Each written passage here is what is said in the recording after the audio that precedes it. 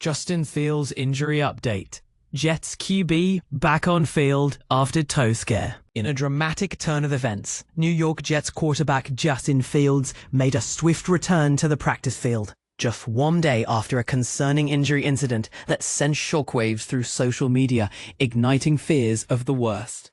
On July 25th, 2025, Fields, who had been carted off the field with a dislocated toe on his right foot, was seen eager to participate in practice, donning his full gear. However, on that Friday, he was merely an observer, as the coaching staff decided to keep him out for safety reasons, listing him as day-to-day. During warm-ups, he exhibited no signs of discomfort, but he refrained from throwing or running, indicating a cautious approach in his recovery.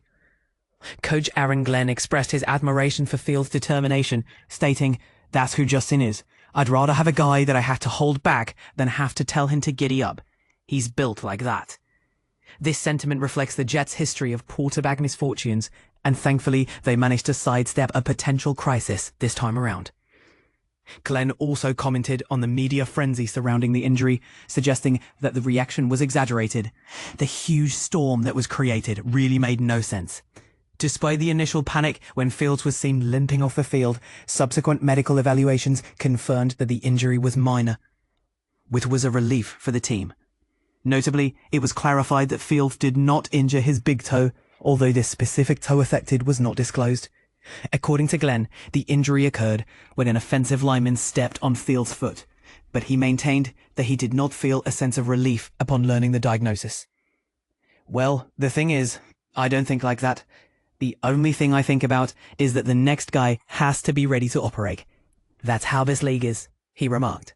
Fields made a positive impression by jogging onto the practice field with his helmet and taking the time to sign autographs for young fans, signaling that he was indeed okay. His presence during the 90-minute practice was significant for his teammates, as backup quarterback Tyrod noted, "Him being on the field brings good energy to the team. He's one of our leaders. Obviously, him not being hurt for a long time is good news. Seeing him energized, back on the field, ready to compete. Yeah, it was good to have him out there." While the injury is not severe, it is essential to recognize its implications. Fields' mobility is one of his most valuable attributes, and since entering the NFL as a first-round pick for the Chicago Bears in 2021, he has accumulated an impressive 1,466 rushing yards, ranking 4th among quarterbacks, according to ESPN research. Coach Glenn downplayed any lingering effects from the injury, emphasizing that Fields would not practice until he could do so without restrictions. "I'm not going to hold him back from being himself," Glenn stated, adding, "I want him to be himself going through this." After parting ways with Aaron Rodgers, the Jets secured Fields with a lucrative 2-year, $40 million contract, which includes $30 million guaranteed. This deal positioned him as the starting quarterback, providing him with a fresh opportunity to rejuvenate his career, following 3 seasons with the Bears and 1 with the Pittsburgh Steelers.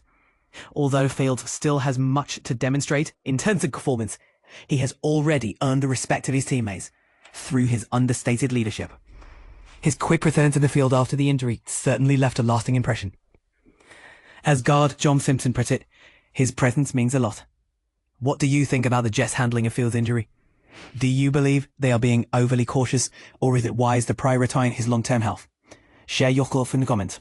Jets training camp highlights. Tyrod Taylor steps up after Fields' injury. Imagine being in the midst of an intense training camp practice and suddenly your star quarterback goes down with an injury. That's exactly what happened to the New York Jets when Justin Fields limped off the field with a dislocated toe on his right foot. But here's where it gets interesting. Seasoned backup Tyrod Taylor stepped up and delivered a message that resonated with his teammates, showcasing his leadership skills and ability to motivate the team. As RG Elijah Vera Tucker put it, he's a true vet. He knows kind of when to step in and be a leader, and he's cool, calm and collected. This incident raises a crucial question. Can Taylor lead the Jets to victory if Fields is unable to play?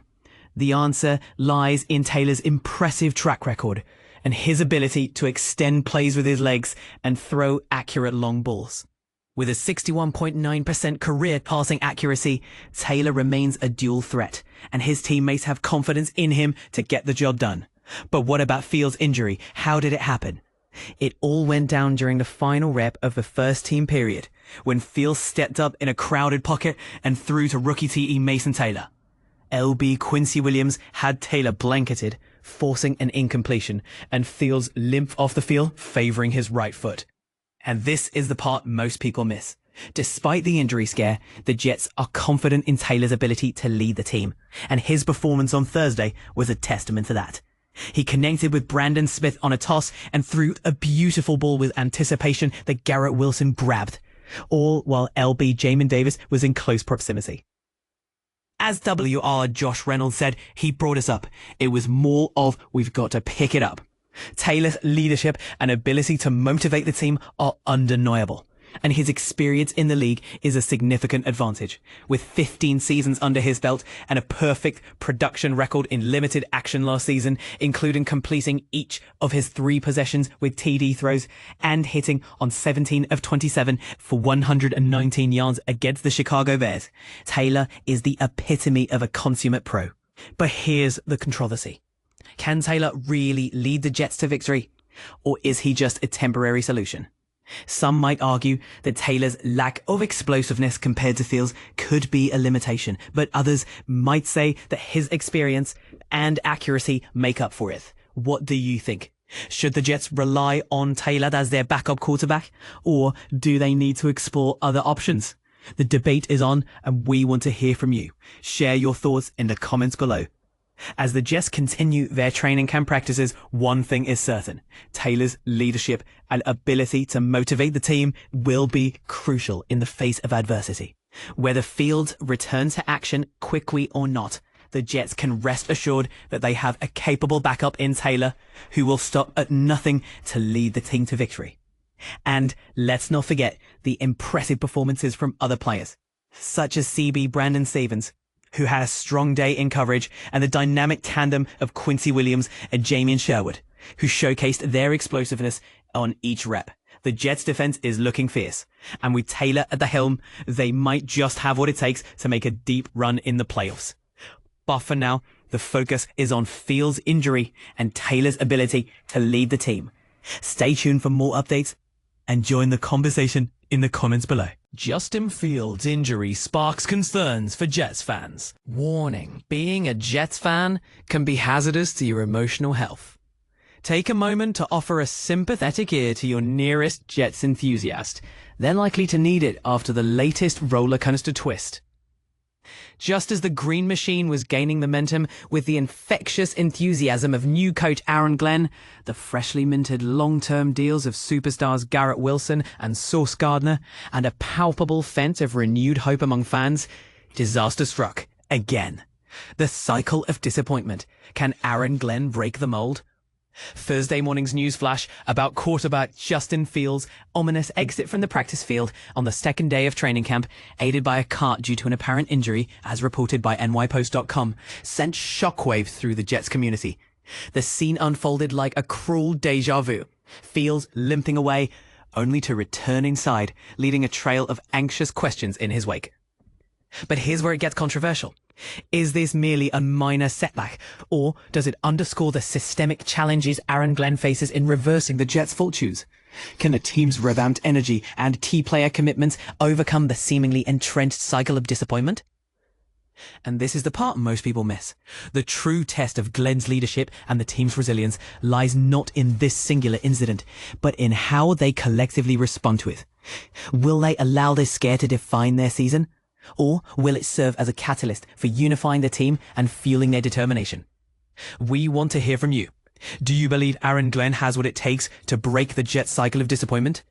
Should the team front office be more proactive in mitigating risk around key players like Justin Fields? Share your thoughts. How can the Jets turn this setback into a stepping stone for success?